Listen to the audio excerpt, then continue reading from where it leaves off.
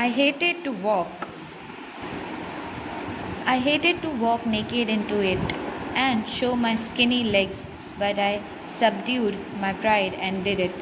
मुझे बहुत ही ज़्यादा गुस्सा आता था बिना कपड़ों के वहाँ पर अपने पतले टांगों के साथ नहाने का, लेकिन फिर भी मैंने उस चीज़ को नज़रअंदाज करते हुए अपनी गौरव के साथ नहाने के लिए पूल में उतरा.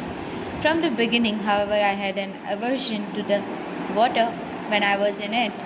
This started when I was 3 or 4 years old and father took me to the beach in California. शुरुआत में मुझे इन सब चीज़ों के लिए इतना ज़्यादा पानी को लेके उत्सुकता नहीं होती थी. पहले भी मुझे जब मैं 3 साल का या 4 साल का था तो पापा मुझे कैलिफोर्निया के बीच पर ले जाते थे. He and I stood together in the surf. और हम दोनों लहरों में जाके खड़े रहते थे. I hung on to him, yet the waves knocked me down and wept over me. मैं उनके ऊपर उन्हें पकड़े हुए खड़े रहता, लेकिन जब लहरें आती तो वो मुझे गिरा देती. I was buried in water. मैं पूरा पानी में डूब जाता. My breath was gone और मेरी सांसें भी नहीं आ पा रही थी. I was frightened. Father laughed, but there was terror in my heart at the overpowering force of water, of waves. मुझे सांस लेने में दिक्कत हो रही थी और मैं डर गया था, लेकिन पापा वहाँ खड़े हंस रहे थे और मुझे यहाँ डर लग रहा था. मेरा दिल जो था वो पानी के ज़ोर के सामने डर गया था. My introduction to YMCA swimming pool revived unpleasant memories and started childish fears. ये YMCA का जो पूल है ये मेरी उन सभी जो बुरी यादें हैं उन्हें वापस जैसे ताज़ा कर देता है जो मुझे पानी से लगती थी. But in a little while I gathered confidence. लेकिन कुछ ही समय में मैंने अपने आप में हिम्मत जुटा ली. I paddled with my new water wings. और मैंने पैडलिंग करना शुरू किया अपने विंग्स की मदद से. Watching the other boys and trying to learn by aping them.